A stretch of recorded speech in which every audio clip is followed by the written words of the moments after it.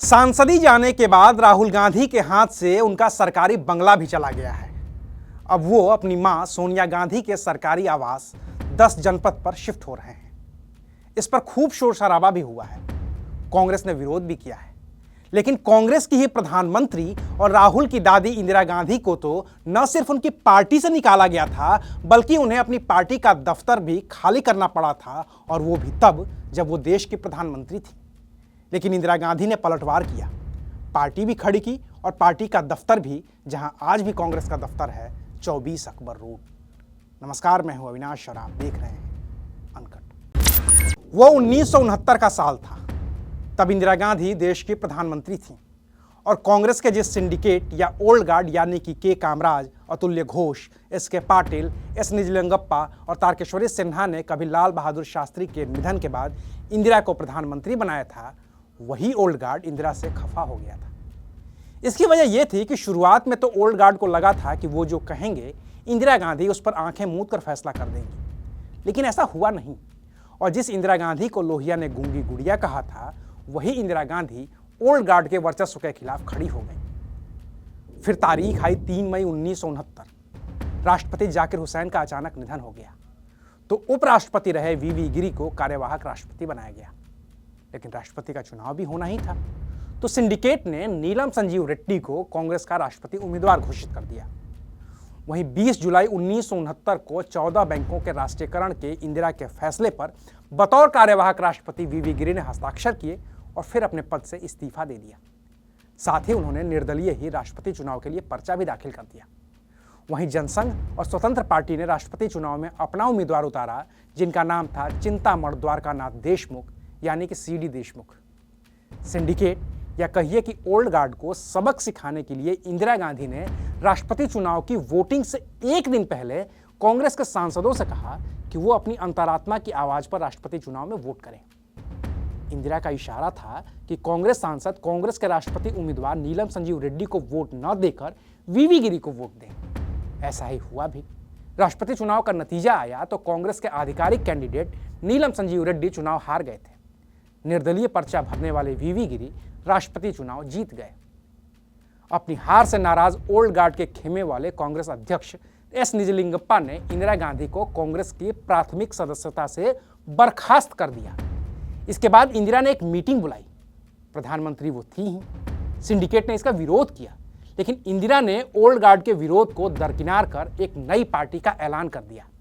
इसका नाम रखा गया कांग्रेस रिक्विजिशन। अध्यक्ष बने जगजीवन राम। कुल 429 सांसदों में से 310 सांसदों का समर्थन इंदिरा के साथ था। 22 नवंबर 1969 को ऑल इंडिया कांग्रेस कमेटी की मीटिंग में शामिल 705 डेलीगेट्स में से 446 डेलीगेट्स इंदिरा गांधी के साथ आ गए। इंदिरा ने पार्टी के लोगों पर तो अपना अधिकार कायम कर लिया, लेकिन मुसीबत आई पार्टी के दफ्तर को लेकर, क्योंकि आजादी के बाद से ही दिल्ली के 7 जंतर मंतर रोड पर जो कांग्रेस का दफ्तर था, उस पर अब कब्जा ओल्ड गार्ड या सिंडिकेट के लोगों का था।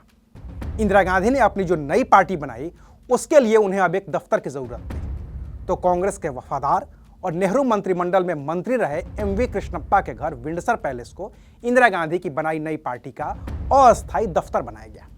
1971 के लोकसभा चुनाव में इंदिरा गांधी की बनाई नई पार्टी कांग्रेस रिक्विजिशन को बहुमत मिला, और तब इंदिरा गांधी ने अपनी पार्टी का दफ्तर विंडसर पैलेस से 5 राजेंद्र प्रसाद रोड पर शिफ्ट कर दिया। इमरजेंसी के बाद 1977 में जब लोकसभा के चुनाव हुए, तो इंदिरा गांधी और उनकी पार्टी के चुनाव में दुर्गति हो गई। उनकी हार से कांग्रेस के कई नेताओं को लगा कि अब इंदिरा गांधी खत्म हो गई हैं। लिहाजा कांग्रेस में देवराज उर्स, ब्रह्मानंद रेड्डी, यशवंतराव चौहान और शरद पवार जैसे नेता बगावत पर उतर आए थे। 1978 का अंत होते होते इंदिरा गांधी ने फिर से कांग्रेस को तोड़ दिया। अपनी पार्टी का नाम रखा कांग्रेस आई। इसमें आई का मतलब इंदिरा था। दूसरी पार्टी का नाम हुआ कांग्रेस यू। इसमें यू का मतलब उर्स था, जो देवराज उर्स से जुड़ा था। तो अब इंदिरा गांधी को फिर से एक नए दफ्तर की जरूरत थी, और इस बार उनकी जरूरत पूरी हुई 24 अकबर रोड पर। लेकिन इस दफ्तर में शिफ्ट होते वक्त इंदिरा गांधी की पार्टी के पास एक भी सामान नहीं बचा था जिसे वो नए दफ्तर में लेकर जा सके।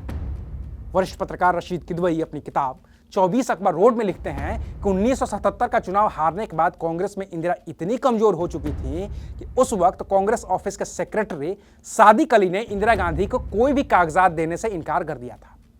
और जनवरी 1978 में जब बूटा सिंह, AR अंतुले और इंदिरा गांधी के सहयोगी दूसरे कांग्रेस नेता 24 अकबर रोड में शिफ्ट हो रहे थे तो उनके हाथ में कोई भी सामान नहीं था। वरिष्ठ पत्रकार रशीद किदवई अपनी किताब 24 अकबर रोड में लिखते हैं कि एक बार 24 अकबर रोड में दाखिल होने के बाद शोभन सिंह और दूसरे कांग्रेस कार्यकर्ताओं ने AICC chief Indira Gandhi, general secretary AR Antulay, Buta Singh, AP Singh और BP मौर्य के साथ ही कोषाध्यक्ष प्रणब मुखर्जी के लिए कमरे का प्रबंध किया। 24 अकबर रोड बंगले में जो डाइनिंग हॉल था उसे पार्टी के अध्यक्ष के ऑफिस के तौर पर तैयार किया गया। एक छोटी कुर्सी और एक टेबल का जुगाड़ किया गया। न तो उस कमरे में कोई कारपेट था और न ही एक अदद डोरमेट। उस बंगले के एक बेडरूम को बूटा सिंह ने अपना ऑफिस बनाया और उस ऑफिस में स्टाफ की भर्ती के लिए बूटा सिंह ने तुरंत ही इंटरव्यू शुरू कर दिए। वो 1978 का साल था और अब 2023 है। कांग्रेस का दफ्तर अब भी वही 24 अकबर रोड है। जिस 24 अकबर रोड में महज 8 कमरे हुआ करते थे, आज उस बंगले में 34 कमरे हैं।